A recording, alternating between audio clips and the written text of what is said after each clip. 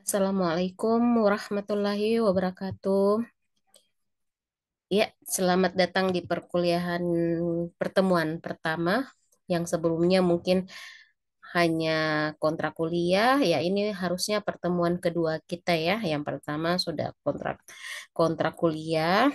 Ya, jadi mohon maaf sebelumnya Ibu berhalangan untuk hadir hari ini. Jadi Ibu akan membagikan video pembelajaran untuk pertemuan hari ini. Untuk yang awal, oke, kita harus mengetahui apa-apa materi yang akan kita pelajari dalam perkuliahan kita selama 16 kali pertemuan hari ini. Iya, untuk pertemuan pertama kita akan masuk kepada pendahuluan, kemudian pengelompokan AI. Yang ke pertemuan kedua ini pengelompokan AI. Nanti kalian akan pelajari bagian-bagian AI apa saja yang akan kita bahas satu-satu. Kemudian masuk ke decision tree learning. Jadi nanti kita tahu apa itu decision tree learning. Kemudian fase logik di sini mungkin kita langsung menerapkan bagaimana membuat suatu fase logik. Kemudian yang berikutnya jaringan saraf tiruan atau artificial neural network ANN, pernah dengar sebelumnya? Ya, yang selanjutnya adalah algoritma genetik.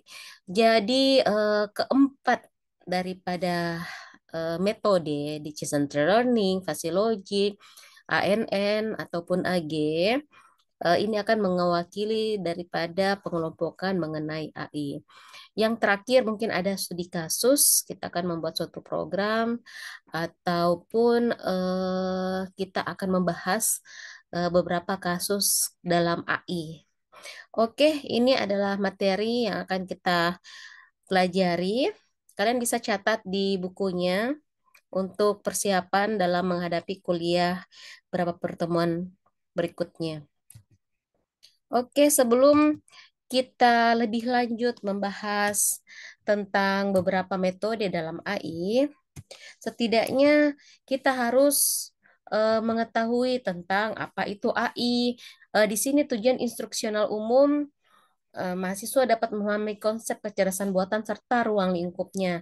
Jadi untuk pertemuan hari ini kalian akan mempelajari apa itu AI, kemudian beberapa aplikasi tentang AI. Nanti ada tugas, jadi ada tugas di akhir video ini, jadi silahkan simak sampai akhir ya penjelasan Ibu. Oke, ada yang sudah mengetahui tentang apa itu AI atau AI, Artificial Intelligence, atau biasa disebut kecerdasan buatan. Biasanya anak-anak juga sebut apa KCB, ya bukan kecita-cita apa ketika cinta bertasbih, kecerdasan buatan katanya disingkat KCB. Oke, kembali ke definisi AI. Ada yang tahu tentang definisi AI? Ya pasti di sini sudah tergambarkan semua, apalagi kalian hidup pada era milenium di mana AI itu sudah tidak asing lagi dalam kehidupan sehari-hari. Ya, kalian sudah punya gambaran tentang AI? Apa itu AI? Artificial Intelligence, kecerdasan buatan ya, kecerdasan yang dibuat-buat ya. Nah, seperti itu. Oke, nanti kita lihat apa pengertiannya AI. Kalau kita ingin belajar pasti ada pertanyaan why, mengapa? Mengapa kita harus belajar AI? Ya, sebelum terjawab apa itu why, mengapa, kita harus mengetahui tentang sejarah kemudian aplikasi. Ya, ini yang harus kita punya pengetahuan awal sebelum lanjut untuk materi berikutnya. Ini adalah pendahuluan yang akan kita bahas untuk pertemuan pertama. Oke, jika ditanya namanya kecerdasan buatan, istilah cerdas, ada yang cerdas di sini?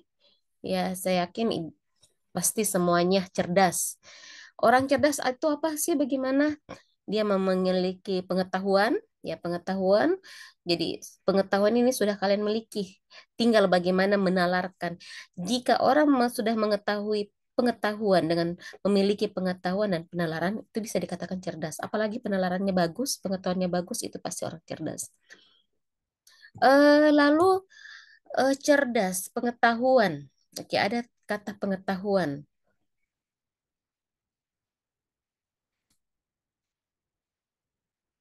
Tadi kalian pelajari, jadi kalian sudah menyimpulkan, oh kecerdasan, cerdas orang harus memiliki pengetahuan di mana pengetahuan itu peroleh dari proses belajar.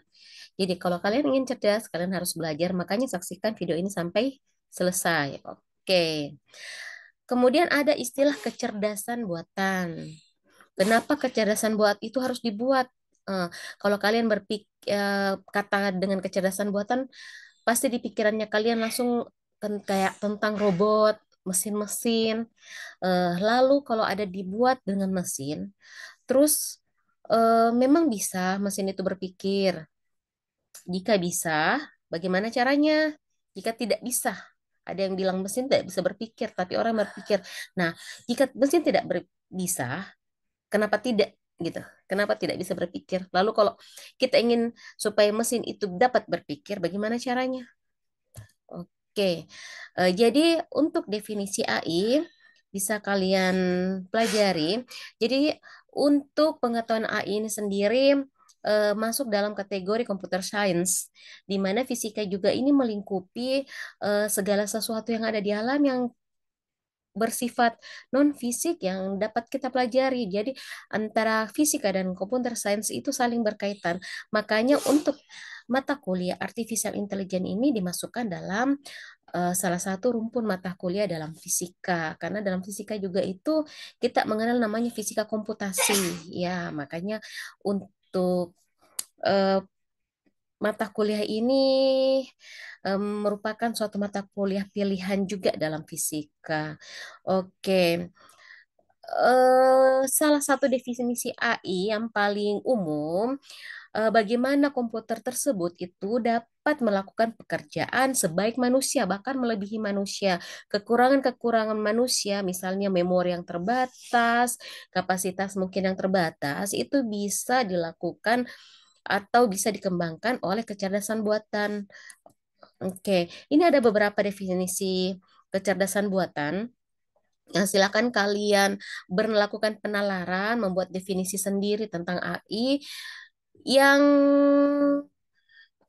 hampir mirip lah dengan beberapa ilmuwan yang AI yang sudah terkenal ini. Ada beberapa, silakan kalian baca ya. Ada dari Rich 1991 tentang komputer itu mengerjakan sesuatu. Setiawan Setiawan 1993. Kemudian ada yang paling lama, John McCarthy 1956.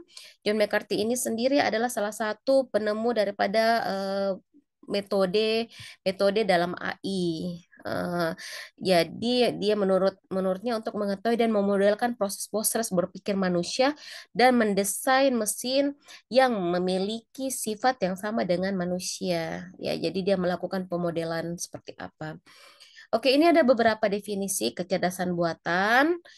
Silakan kalian baca dan untuk definisi kita rasa sudah cukup ya, sudah cukup jelas apa itu kecerdasan buatan. Oke, lanjut. Eh, ya, ini adalah beberapa tujuan dari kecerdasan buatan. Yang satu, membuat mesin menjadi lebih pintar karena ada yang pertanyaan, apakah mesin dapat berpikir? Tidak, mesin tidak dapat berpikir, tapi bagaimana membuat mesin itu menjadi lebih pintar. Kemudian dengan membuat bagaimana mesin itu pintar, kita harus paham apa kecerdasan buatan itu. Kemudian setelah kita paham bagaimana cara mendesain, memformulasikan bagaimana bentuk intelijen tersebut, kita bisa menerapkannya dalam sebuah mesin. Oke, artifisial membuat komputer. Oke, ada beberapa ada beberapa kelebihan daripada AI ya, silakan baca, nanti akan kita jabarkan apa kelebihan AI dibandingkan dengan kecerdasan alami. Oke. Nah, di sini sepertinya sudah ada ya. Sudah ada semua tentang ada robotik, kemudian penglihatan, sistem pakar dan sebagainya. Oke, mengapa mempelajari kecerdasan buatan? Kalian kenapa mengambil pilihan kecerdasan buatan, mata kuliah kecerdasan buatan? Ya, sudah tidak ada pilihan lain. Iya, saya pikir, Ibu pikir gini ya, kenapa kita harus mempelajari kecerdasan buatan? Karena memang dalam era yang sekarang kita tidak bisa terlepas dari namanya AI. Besok-besok mungkin ada salah satu dari kalian yang bisa terjun dalam pembuatan program, misalnya membuat pemodelan tentang AI. Ya, silahkan. Yang jelas, eh, intinya AI itu dapat memudahkan beberapa aspek proses berpikir manusia. Ya, kayak tadi yang Ibu maksud, memorinya manusia terbatas. Jika AI dari puluhan tahun yang lalu dapat dipanggil kembali. Oke, di sini what is artificial intelligence? Berpikir seperti manusia, rasional, ya sangat rasional memang. AI itu harus memang rasional karena kenapa? Dia didesain eh, melalui data-data yang kita masukkan dalam komputer. Jadi semua kepintaran daripada AI itu tergantung daripada data yang kita input ke dalamnya. Jadi dia dapat berpikir secara rasional ya tergantung pembuatnya. Oke, ini ini bagaimana thinking atau manusia berpikir, ya bisa kalian lihat nanti bandingkan bagaimana AI itu berpikir, mulai introspeksi, mulai eksperimen-eksperimen psikologi. Oke, ini manusia ya.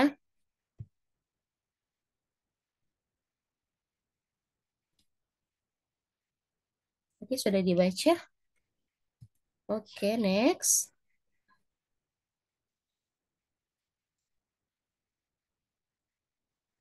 Jadi jika video ini terlalu cepat, silakan kalian pause. Nanti kalian baca-baca, baca satu persatu ya.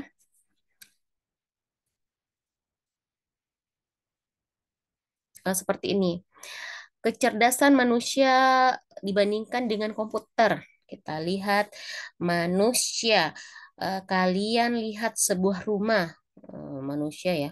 Kalau manusia berpikir itu kita langsung bisa mendefinisikan, oh rumah ini berbentuk gini gini, punya desain seperti ini, ada tiangnya besar dan sebagainya, sangat detail.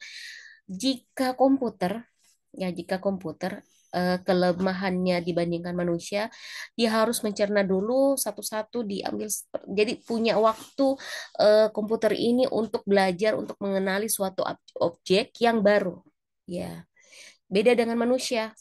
Sekali pandang kita langsung mendefinisikan, oh seperti ini. Jika komputer dia harus mendefinisikan, oh bentuknya seperti ini satu-satu. Punya waktu dan punya beberapa algoritma untuk mengenali suatu objek. Tapi kelebihannya, nanti kita lihat apa kelebihannya. Oke, ini agak panjang ya. Ya, ini agak panjang, jadi silakan kalian save. Ini ada beberapa kelebihan kecerdasan buatan. Kemudian ada juga untuk kelebihan daripada kecerdasan alami.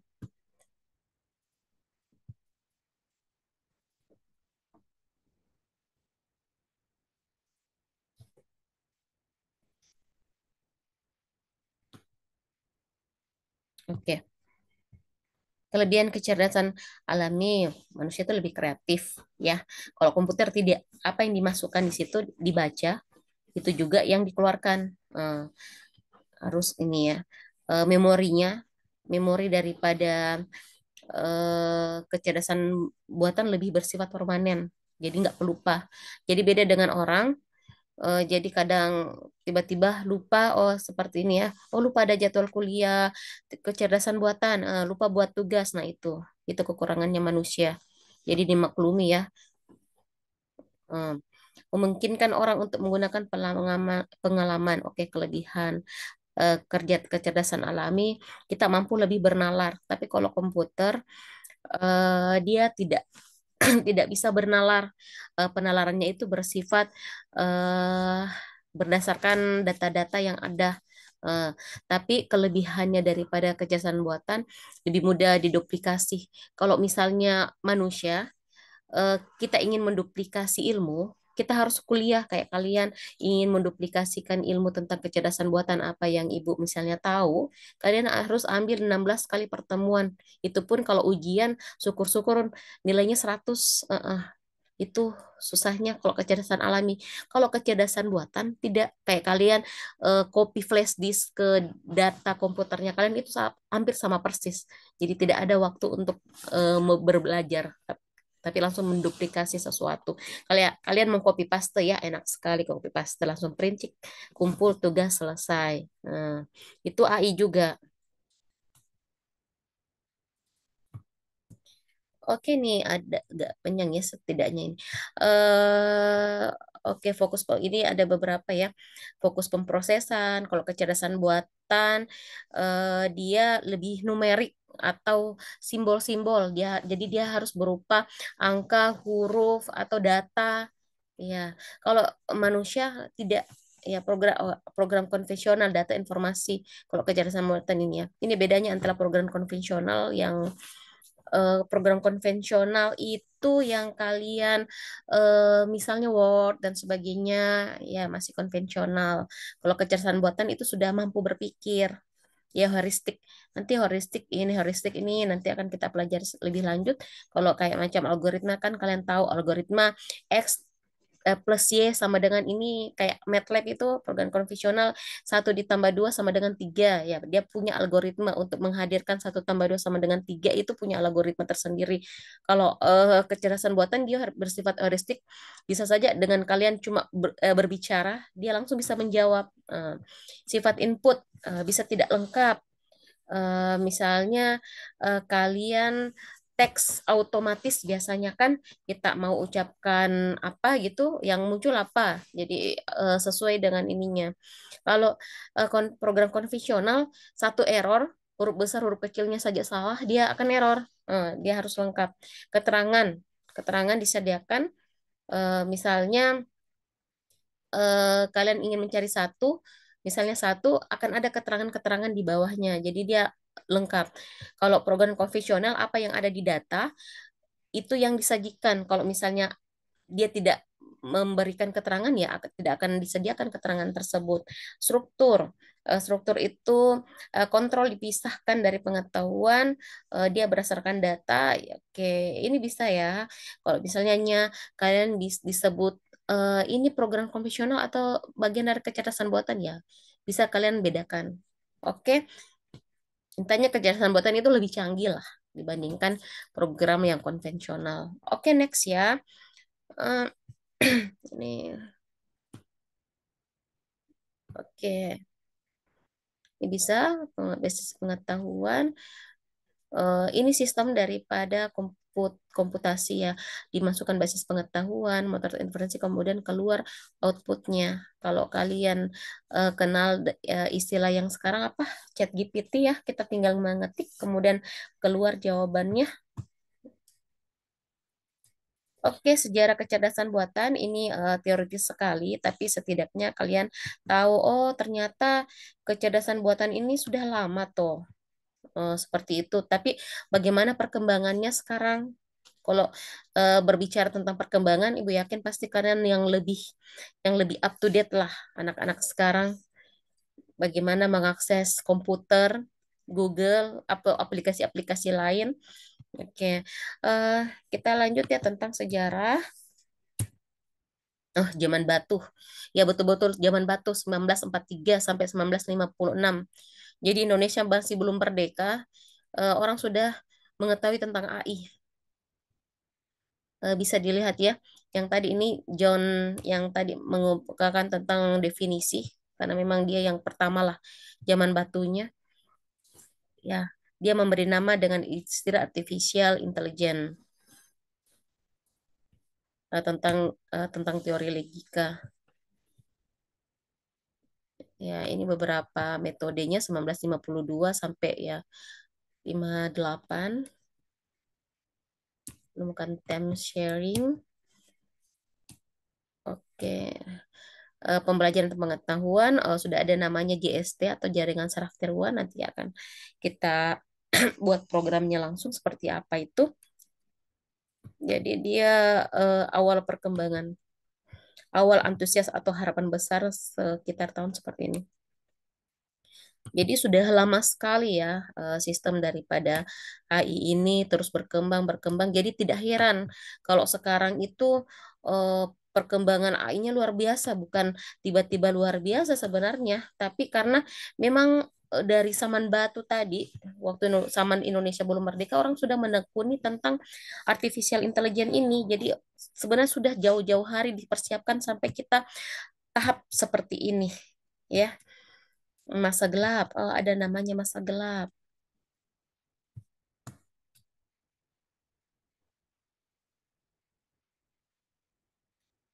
Kegagalan dari pendekatan terjemahan bahasa alami berbasis pada grammar sederhana dan kamus kata. Oh iya, ini ibaratnya ada masa-masa dia mentok cuma sampai di situ. Ya, misalnya ini. Yang kayak macam penerjemah. Oh ya, kalian pernah punya alat yang mesin penerjemah. Kalau zamannya itu ibu orang yang sudah punya itu kamus elektronik istilahnya sudah kayak hebat sekali gitu. Kita sudah hebat sekali punya itu namanya kamus elektronik. Ya jadi perkembangannya habis AI itu stuck segitu-gitunya saja. Masukannya ada dinamakan masa gelap.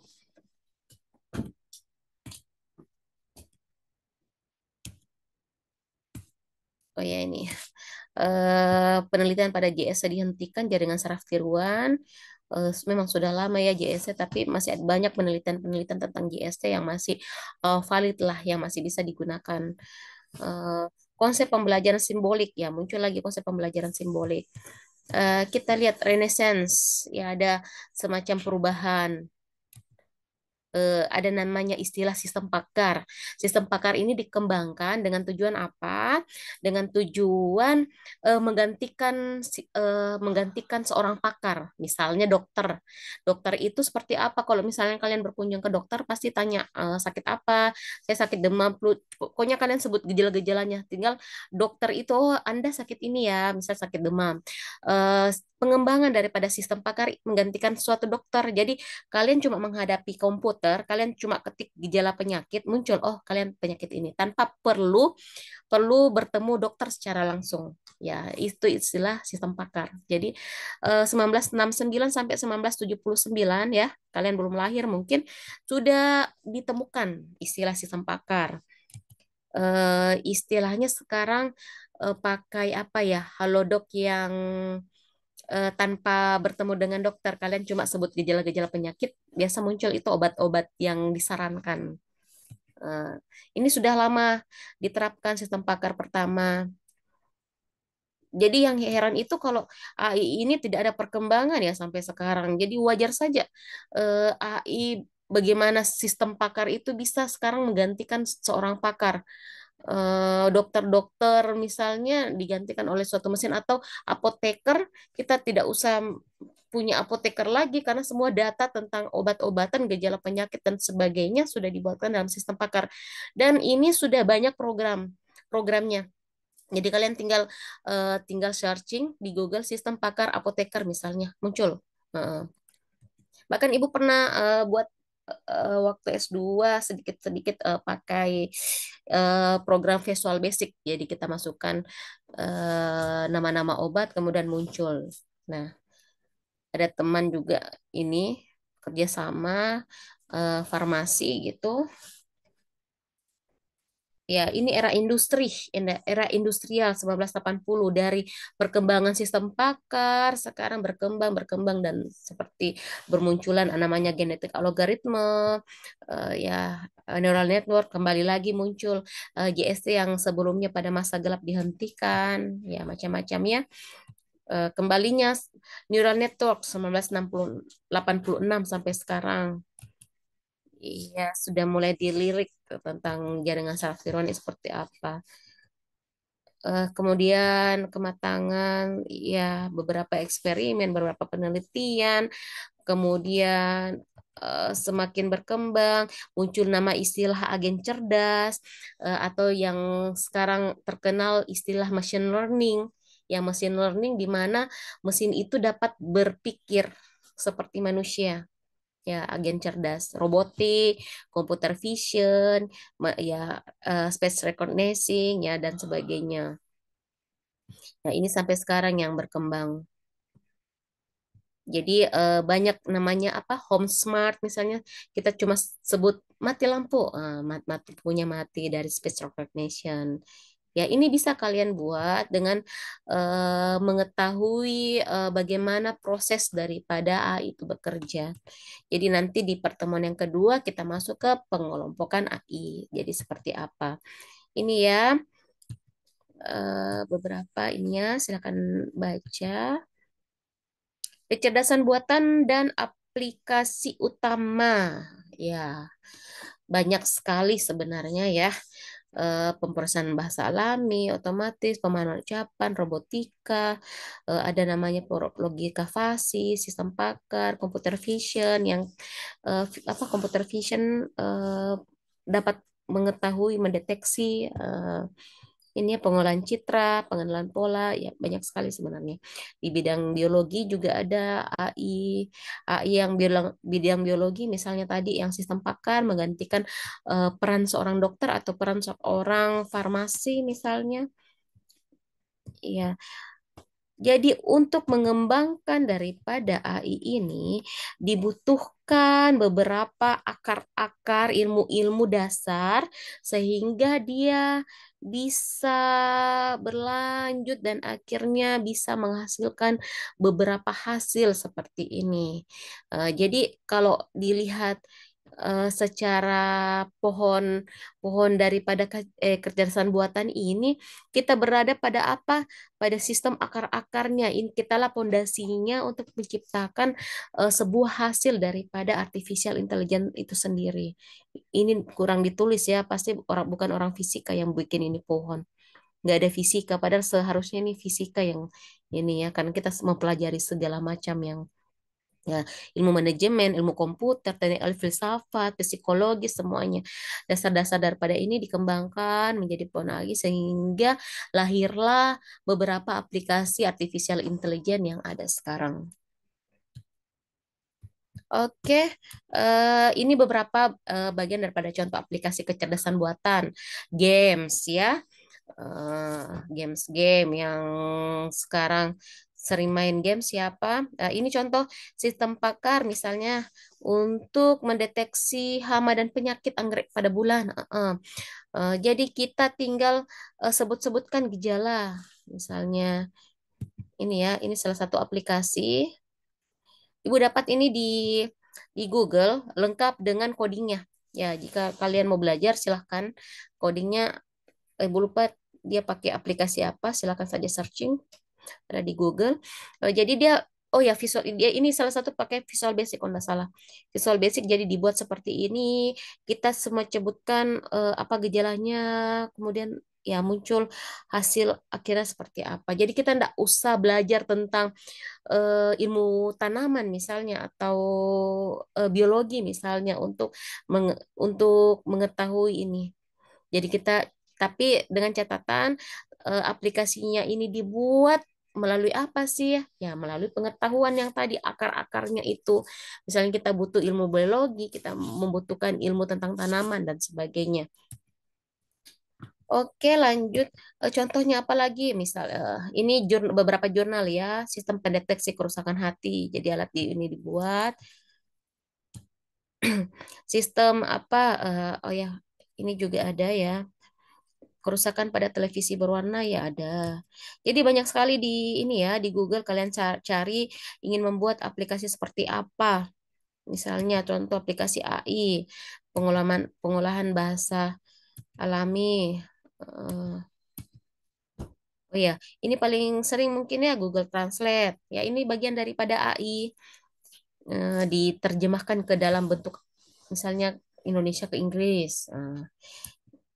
Eh, kamus ya, kamus. Masih ada yang punya aplikasi kamus seperti ini? Ini juga bisa kalian buat sebenarnya. Oke, ini salah satu ya penelitian telepon untuk penderita bisu tuli. Jadi ada speech ininya bisa berkomunikasi. Jadi lakukan sesuatu yang bisa berguna bagi manusia dengan adanya teknologi AI ini. Mengubah isyarat keucapan, ya kayak robot itu dia nih oh bisa mengucap. Ya, menarik sekali kalau bisa kalian langsung aplikasikan ke sini. Aplikasi pengenalan tanda tangan, sidik jari, ini banyak ini ya skripsi tentang ini juga. Jadi level untuk S1 pengenalan tanda tangan, sidik jari, ini bisa pakai program sederhana MATLAB ya bisa. Jadi kalian tinggal foto, kemudian cocokkan polanya seperti apa. Eh, Next, oke fingerprint pernah lihat. Ini tadi pengenalan sidik jari. Jadi algoritmanya dimasukkan ke mesin seperti ini, alatnya mendeteksi, lalu mesinnya bisa memproses sesuai dengan yang program yang dimasukkan tadi, sehingga bisa membaca sidik jari seseorang dari database yang sudah ada sebelumnya. Ini apa ini CCTV paling sering ini ya, bahkan paling sering pemanfaatannya positif dan negatif. Nah, apa ini? Iya, sekarang canggih kan, yang kayak sweeping itu di lampu merah, dia dia kembangkan lagi perkembangannya AI yang tadinya cuma untuk pengawasan misalnya CCTV sekarang bisa langsung mendeteksi oh ini kayak dipakai di lampu merah bisa terdeteksi yang melanggar dengan yang tidak. Ya, ini perkembangannya penalaran ini juga salah satu penelitian yang Ibu ambil. Iya, ini ya skema sistem ya asesmen. Oh, ini pakai database di perusahaan-perusahaan dari sini sini ke sini bisa langsung. Ini juga salah satu bagian daripada AI. Ya, ini pemeriksaan fisik ya. Dia buatkan ini tekanan darahnya berapa apa segala macam nanti akan muncul oh pasien ini seperti ini ya langsung ini ya ini ya posting ya ini sistem pakar smart home ya banyak sekali aplikasi yang berkembang sekarang sensor jadi AI ini erat kaitannya dengan sensor-sensor kayak robot itu kan juga butuh sensor nah yang untuk mengaktifkan untuk menerjemahkan sifat fisik daripada sensor ini ya AI-nya. Oke, banyak sekali aplikasi AI ya yang ada di sini. Jadi tugasnya kalian sebutkan 10 aplikasi artificial intelligence yang ada dalam lingkungan kalian sehari-hari. Di lingkungan kampus, di lingkungan rumah, silakan tuliskan semuanya. Oke. Demikian untuk kuliah kita hari ini. Jadi silahkan kalau misalnya penjelasan Ibu hari ini kurang jelas, kalian bisa buka lenteranya. Ibu sudah share untuk PowerPoint yang ada di video ini. Ingat tugasnya, kalian cari 10 aplikasi artificial intelligence yang ada di kehidupan sehari-hari kalian. Oke, demikian. Terima kasih atas perhatiannya untuk hari ini. Wassalamualaikum warahmatullahi wabarakatuh. Selamat belajar semuanya.